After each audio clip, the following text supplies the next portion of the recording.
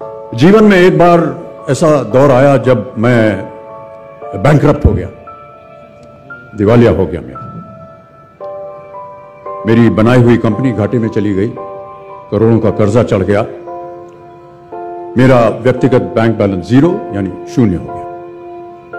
कमाई के सब जरिए बंद थे और सरकार की तरफ से घर पर कुर्की के छापे लग गए। यह बात धीरूभाई को पता चली। बिना किसी से पूछे या जाने उन्होंने अपने छोटे बेटे और मेरे मित्र अनिल से कहा, इसका बुरा वक्त है, इसे कुछ पैसे दे दो। अनिल ने मुझे आकर ये बताया, देवर सज्जनों, जितना वो देना चाह रहे थे उससे मेरी सारी दुविधा और परेशानियां खत्म हो जाती।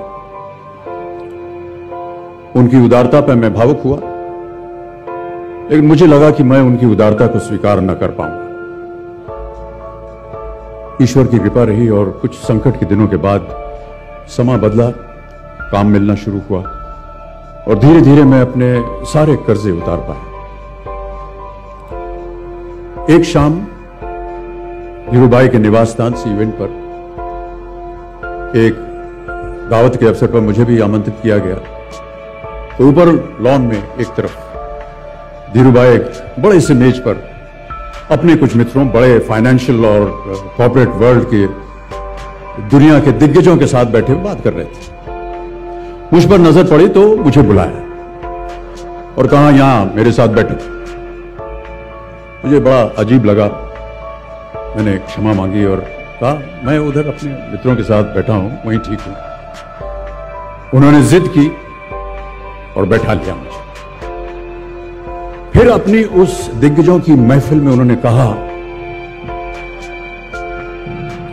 यह लड़का गिर गया था लेकिन अपने बल पर फिर खड़ा हो गया, मैं इसकी इज्जत करता हूं।